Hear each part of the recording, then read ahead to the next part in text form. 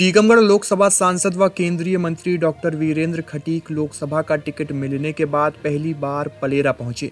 मुलाकात के बाद वे जनपद सभागार में कार्यक्रम में शामिल होने के लिए पहुंचे, जहां मध्य प्रदेश राज्य ग्रामीण आजीविका मिशन अंतर्गत लखपति दीदी इनिशिएटिव लॉन्च कार्यक्रम महिलाओं को प्रमाण पत्र देकर सम्मानित करने का कार्य केंद्रीय मंत्री द्वारा किया गया। भाजपा कार्यकर्ताओं को संबोधित करते हुए मंत्री ने कहा कि देश के प्रधानमंत्री नरेंद्र मोदी ने तमाम ऐसी योजनाएं संचालित की हैं जिससे आप लोगों को इसका लाभ सीधे पहुंच रहा है।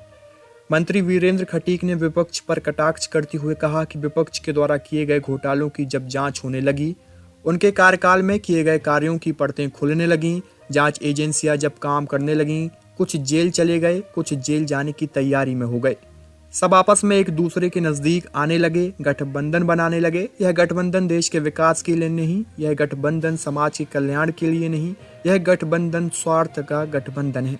इसी के साथ ही सांसद वीरेंद्र खटीक ने विपक्ष पर जोरदार हमला बोला है। उन्होंने कार्यकर्ताओं को संबोधित करते हुए कहा कि आपने जो भ्रष्टाचार को खत्म करने का अभियान चलाया है, यह चलने देना है। जांच के बाद जो अंतिम स्थान होता है वहां तक पहुंचना है। भारतीय जनता पार्टी चाहे लोकसभा चुनाव हो या विधानसभा चुनाव हो, भारतीय जनता पार्टी का कार्यकर्ता 365 दिन संगठन के इतने कार्यक्रम, इतनी योजनाएं, इनके माध्यम से लगातार निरंतर समाज के संवाद और संपर्क में निरंतर बना रहता है। दूसरे राजनीतिक दलों के लिए चुनाव जीतने के लिए कई कारण हो सकते हैं। वो परिवारवाद की राजनीति के आधार पर, जातिवाद के आधार पर, क्षेत्रवाद के आधार पर राजनीति करते हैं। लेकिन भारतीय जनता पार्टी राजनीति केवल राजनीति के लिए नहीं, बल्कि हम लोग राष्ट्र नीति के लिए राजनीति करते हैं।